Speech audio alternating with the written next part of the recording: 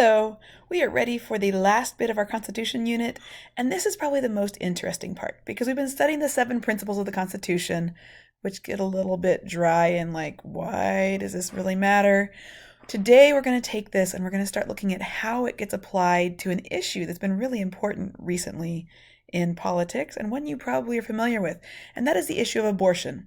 Now, before we go any further, I want to say we are not going to discuss whether abortion is right or wrong in this. What we're going to do is we're going to look at how has the Constitution been used to change rules regarding abortion. So how does the Constitution work in an important issue like this that people really disagree on? So our target is to demonstrate understanding of the rights and responsibilities guaranteed by the Constitution by relating them to contemporary issues. And so we're taking a look at rights, and we're also going to be taking a look at how people have a responsibility to participate and what happens when they do or when they don't.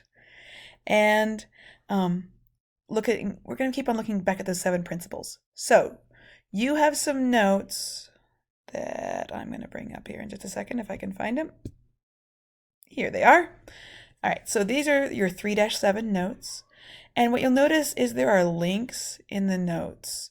This is where you're going to find your sources. I'll also put those links on Google Classroom, but the best place to get them is in the notes document, because that way you are sure you have the right link.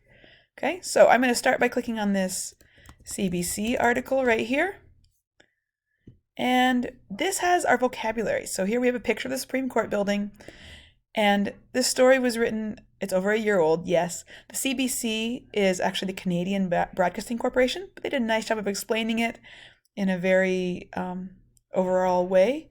So Roe v. Wade has been overturned. You're going to hear Roe v. Wade a lot. We're going to talk about what that is. The word overturned, though, this is when the court decides one thing and then says, oh, we're going to turn that over and say the opposite or say something different. And so that is what happened with the issue of abortion, is the court said, yep, abortion should be a right, and then they changed their mind and overturned the decision that said that. So we're going to look at how that happened. First, we're going to take a look at these words. This is the vocabulary words you have in your notes. They are right here.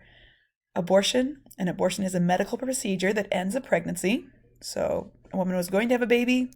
The baby is no longer going to be born alive if she has an abortion. Anti-abortion is the opinion that a fetus should be considered a human being long before birth, and that ending a pregnancy by abortion is wrong, and the government should have the right to prevent it. That is the people who are anti-abortion think that. On the other side, you have people who are pro-choice. Pro-choice is the opinion that a person who has the fetus inside their body should decide what happens to it. So the word fetus here, you'll notice, that one is basically what you think of as a baby before it's born. There's some other extra scientific terms. For right now, just realize fetus is basically the same thing as baby. So, now, there's a longer article here. You're welcome to read it. But for your notes, we're going to scroll down to where it says, what is Roe v. Wade? And this is what we're going to read. So in your notes, you are looking at this section right here, and you're going to find that directly from the text of the article. So the U.S. Supreme Court is the highest court in the United States. Its 9 justices mostly review the decisions of lower courts, and their rulings, or opinions as they are called, can impact laws across the country. In 1973, the court ruled that government should not restrict a person's ability to get an abortion, except in some circumstances. Pretty sure that's one of your notes right there. That ruling stemmed from a lawsuit called Roe v. Wade, meaning Roe against Wade. Jane Roe was made up a name for Norma McCorvey, a 22-year-old woman who wanted to have an abortion in Texas in 1969.